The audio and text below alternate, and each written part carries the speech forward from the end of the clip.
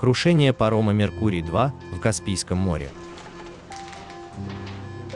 Судно «Меркурий-2» – это грузопассажирский паром, построенный в Бродограделисте, Алджаник, Хорватия, город Пула.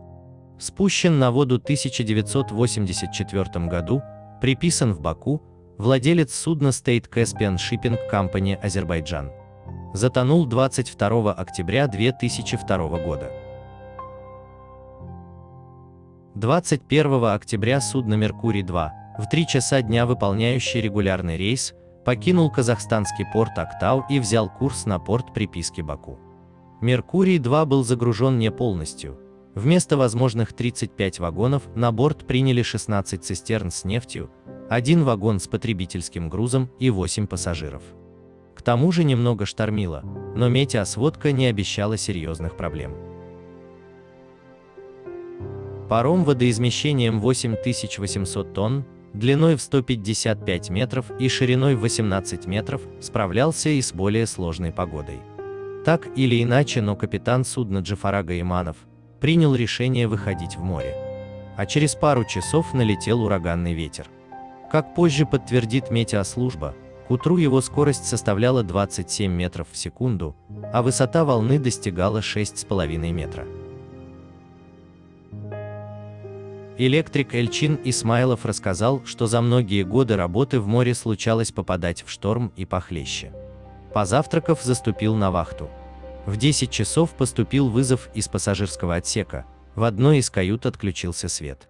Он только устранил неполадку, как вдруг почувствовал, что палуба уходит из-под ног. Судно резко накренилось. Оно не успело выпрямиться, как его накрыло волной, где-то внизу что-то страшным лязгом загромыхало, Эльчина больно швырнуло к противоположной стене. Паром трясся и содрогался, не давая подняться на ноги. Ползком добравшись до двери, он с трудом выбрался из каюты. По радио услышал команду экипажу и пассажирам надеть личные спасательные жилеты. Как позже разъяснили руководителям порта Актау газета «Казахстан сегодня». При штормовом ветре капитану парома пришлось резко изменить курс, чтобы не столкнуться с буровой вышкой, к которой его выносило. Однако при смене курса на крупной волне образовался большой крен, и судно перевернулось на бок. Цистерны, сорвавшиеся с крепления от удара волны, скатились в сторону крена на правый борт и окончательно уложили паром. Спустя 10-15 минут судно «Меркурий-2» затонул.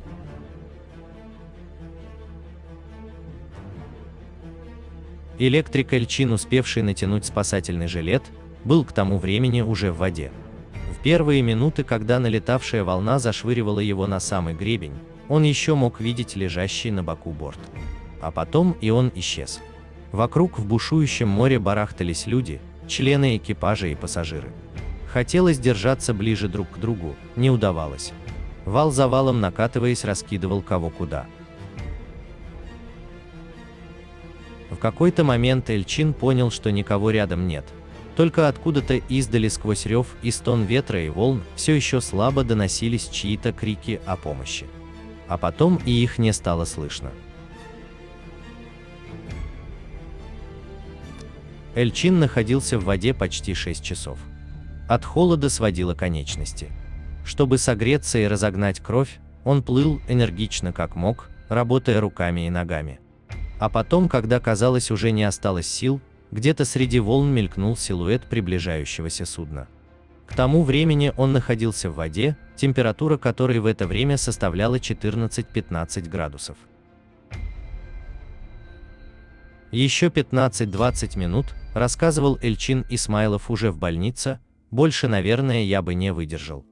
Его, как и остальных 8, сумевших выжить в крайне экстремальной ситуации, подобрали суда с находящейся в 10 милях, то есть в 19 километрах от места трагедии буровой установки Деди Гаргут. Все спасенные, а среди них 3 женщины, были доставлены в больницы, тщательно обследованы и обеспечены квалифицированной медицинской помощью. Что же касается остальных членов экипажа и пассажиров, то объявление траура – это по существу официальное признание гибели всех тех, кто до этого дня числился в списке пропавших без вести. Удастся ли найти хотя бы их тела? Для родственников даже это было бы хоть каким-то утешением. Именно этим и объясняются и обращения поднять затонувший паром. Некоторые полагают, что многие могли и не успеть выбраться, равно как и воспользоваться шлюпками, плотами, которыми был оснащен паром. Однако на извлечение из-под 150-метровой толщи воды, такова глубина моря на участке, где затонул Меркурий-2, нет. Как заявил заместитель председателя Кабинета министров Азербайджана Абид Шарифов, ни средств, ни технических возможностей. С завершением спасательной операции усилия специалистов были сосредоточены на втором очень важном аспекте трагедии – экологических последствиях разлива нефти.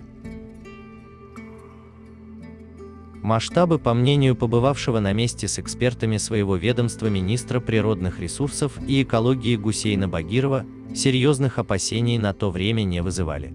Предотвращение возможной утечки топлива из затонувших цистерн требовали поднятия хотя бы вагонов, что, по мнению того же Шарифова, гораздо более реально, нежели извлечение со дна моря всего парома. Из 42 членов экипажа и 8 пассажиров удалось спасти только 9. Найдены тела 4 погибших. После 5-дневного почти круглосуточного баражирования на местах трагедии с воздуха и моря, решением специально созданной правительственной комиссии поисковые мероприятия были прекращены. 28 октября 2002 года было объявлено Днем национального траура по погибшим. Гибель парома стала в Азербайджане настоящим шоком. Кажется, все как-то забыли, каким коварным и беспощадным может быть Каспийское море. Этот последний шторм, судя по всему, оказался для Меркурия-2 роковым. Во всяком случае, из множества рассматриваемых версий, именно это расценивается специалистами как наиболее вероятное, хотя в гибели парома и людей повинен не один лишь ураган. Нужна была цепь трагических обстоятельств, чтобы мощное почти всепогодное судно в мгновение потеряло жизнестойкость.